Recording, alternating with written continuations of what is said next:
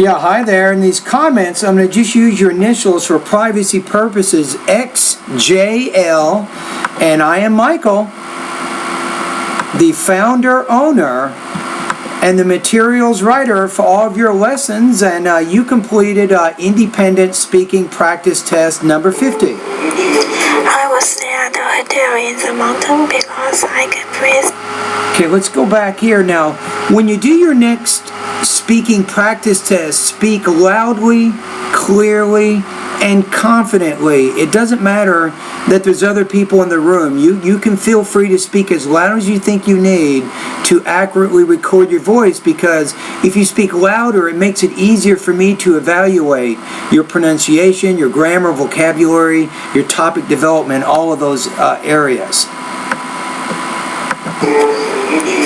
I was stay at a hotel in the mountain because Okay, what I would do is, again, you need to restate the purpose, the question more. So when you begin, you say something like this. You say, if I want to get away for the weekend, I would rather stay in the mountains than stay at the beach.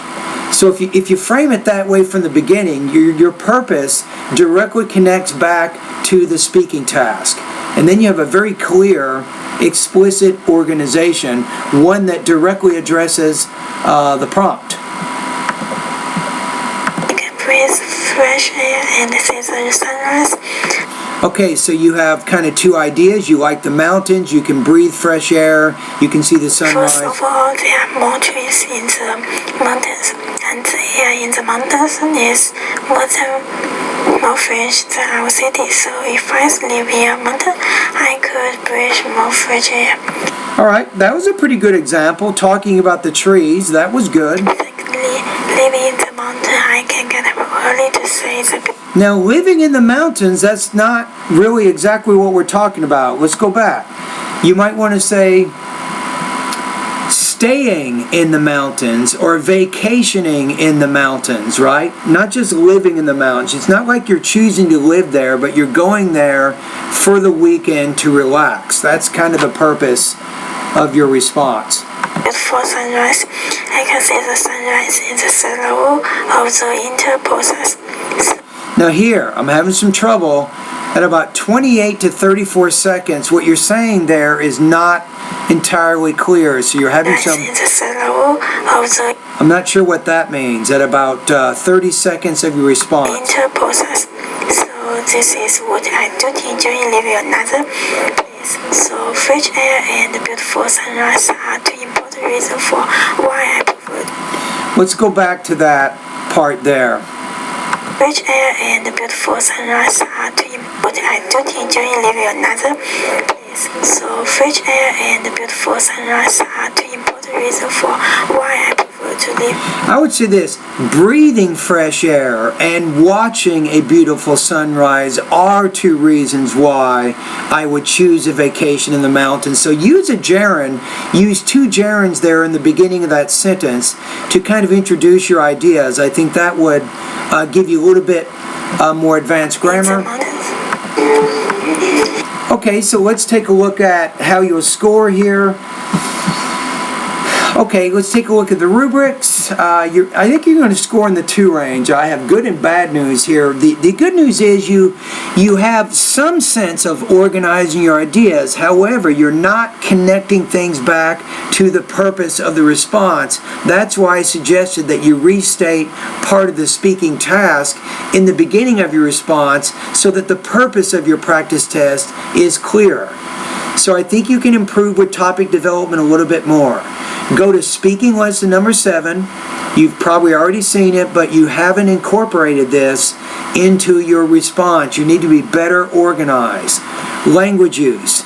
You're a little bit limited in the grammar and your vocabulary, so you want to continue to improve in those areas. My grammar section of my course, it's section 3. I have a lot of good things there. For right now, though, I'd like you to go to, in the grammar part of my course, study the lesson titled Gerunds. Gerunds and Infinitives. That's something that you can probably benefit from.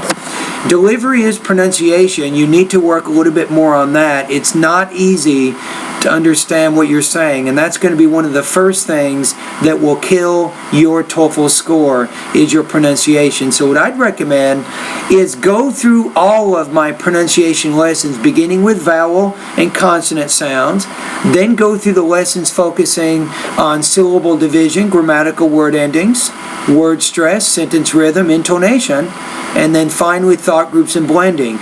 Even as you go through those lessons, read out loud with me. All my pronunciation videos, XJL, are closed caption, which means you can read out loud with me. Alright? And then most importantly, find opportunities to speak English with native speakers. This is very, very important because it will help you to improve your pronunciation of English if you do that. Alright, so your score here, I'm going to put you at about 2.0 out of 4. Or about 15 points out of 30. Now, if this were the final exam, of course it's not, but if it were, you would have received a score, or you would receive a score of 70%. Now, right now, because you completed the assignment, I'm going to go ahead and give you full points, 100 points, for completing it. But just know, on the final exam, if you do this, this is going to be 70%, and that's going to be 15% of your grade. So I think you need to start practicing your speaking. If you want to do better on my final, you have to do better with your speaking. All right, anyway, thank you very much, and keep up the good work.